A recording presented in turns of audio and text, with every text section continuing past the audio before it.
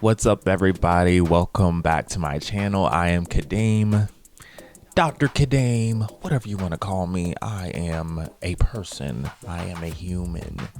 I am living, breathing, and clothed. Yes. But anyways, don't forget to subscribe so that you can always be notified whenever I post a video. That'll help me out so much. I have a chemistry degree. And the reason why I have a chemistry degree, because when I was in high school, that was like the time where you needed to have like a 4-year plan. Like 4-year plan. It's grained in our minds. 4-year plan. So I didn't really know anything about college until my mom was like, "You're going to college." I'm like, okay, cool. I guess that's the next step of success. I'm going to college. So I began to analyze different careers, and I wanted to be a dentist. I think the most part of it was because like dentist, Dr. Kadeem on that side made a lot of money. So I was like, I want to be a dentist. I want to make money. So I chose chemistry as my degree. No, it was biology first. Then I went to chemistry because I did not like the information memorization of biology and those theories and those concepts. But I chose chemistry because I realized I like numbers. I realized that I'm really smart. I realize I have a lot of wisdom. I realize that I can endure. I have discipline. That I really can do this. I'm really good at numbers. So I did complete a bachelor's in chemistry, did not go to dental school because I guess there were other plans, and those other plans won. And I ended up in seminary after I graduated with my bachelor's in chemistry, and then it launched from there. So yeah, got a chemistry degree. But it is I do use it. I do use it. May not always be making chemicals, but it is used. And a lot of times we experience that grief of, oh, I wasted my time. No, you didn't waste your time. Everything that you go through, there is no wasted time. Everything you go through, every lesson you learn, it can fit into your current space in life or something for the latter. Nothing is a waste. So don't have that grief. Don't carry that unnecessary grief that it's a waste. No, it's a win because you did it. You're a winner. Spiritually, I'm doing good. I feel like I can feel God, hear God, even in quietness. I just feel connected. But emotionally, it's like, ooh, one day happy, joy. The next day sad, down, anxious. And in between that, I was trying to figure out, well, what happened? Body is exhausted, but my soul, there's always this place of peace. Like I always have peace in my soul. So one thing I've learned, that it is normal for our emotions to be like this. It is normal to be like this in our spirit as well. It is normal to be like this in our body. It's also normal to be like this in our soul. But there is a peace, there is a joy within our soul that the world didn't give and the world can't take away. So you're in good hands if you're on a roller coaster in life. It's okay. It's normal. I've been thinking about next generational or next gen leadership. And next gen leaders, me myself included, are not going to look like the present day or the past leaders. We're going to look like ourselves. You will not, you cannot expect a next generational leader to have the same mindset, to have the same thought process. It's just not going to work in a growing society. Next generation leaders are going to be open-minded. They're going to have a literal and scholarly perspective of life, as far as biblical understanding, literal and scholarly, because the people that they have to minister or have to lead have a scholarly perspective of the text. They interpret things based on context and not based on, oh, this is what the Bible says. No, what does the Bible mean? And leadership is going to be that way as well. It's not going to be, oh, I said this is what we got to do. No.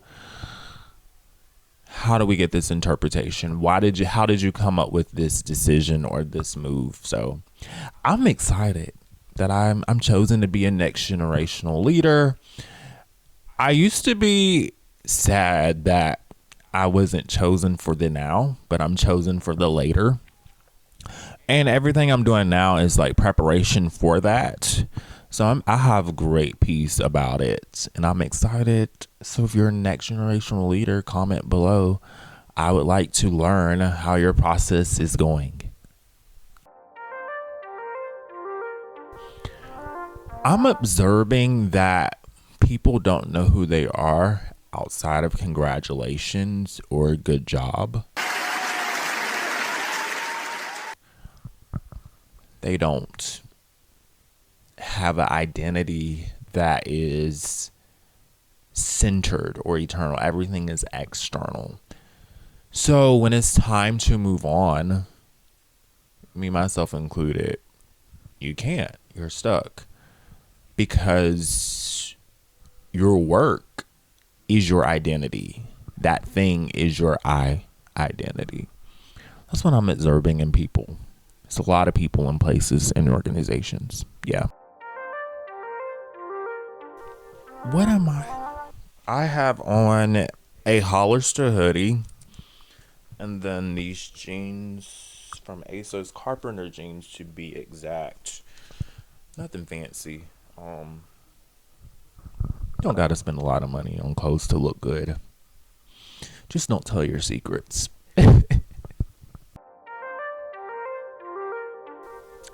Thought of the day.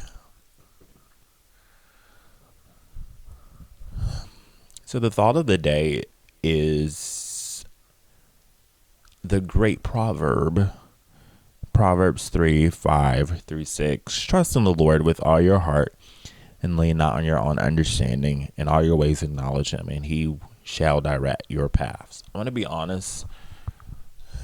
Trusting in God with your whole heart and leaning not on your own understanding can be quite hard. Like difficult for people that are logical. Like people that just go with the flow in life, that's easy for them. You don't worry.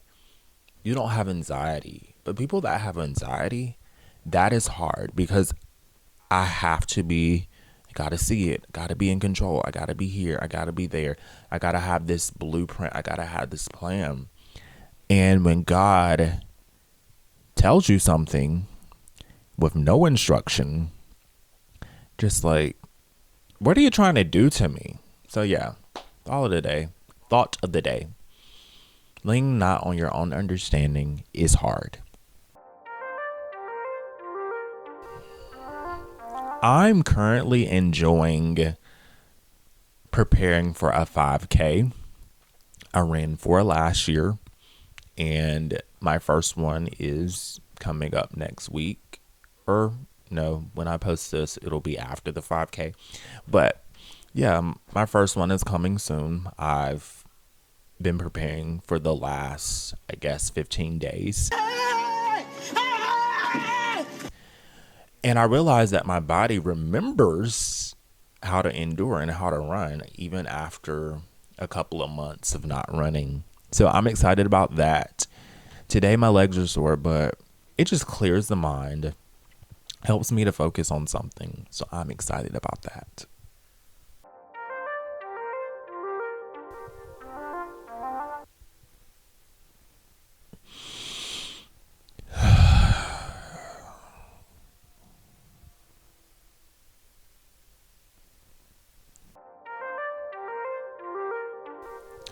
I'm inspired by leaders that are in professional spaces or even traditional spaces, and they are themselves. They don't go by the code, they don't go by the rule book. They are simply themselves in appearance, personality, and work ethic. They are themselves. And that inspires me as a young leader, as a next gen leader, to just be myself and be authentic, to be whole in the traditional and professional spaces that I reside in. So thank you for inspiring me. You don't know who you are, but I see you and you have had a great impact on my life. I'm currently working on myself. Oh, God, please, no! No! No! No! This year, I'm working on me, myself, and I, so that I can be better in every other aspect of life. I'm working on myself, and I think that's one of the greatest investments, to work on ourselves, to know what triggers us, to know boundaries, to put limits, to do the deep internal work so that we can be whole, we can be healthy leaders in wherever we find ourselves in. So yeah, I'm working on myself, and you should too. It's good for you. It's good for the soul.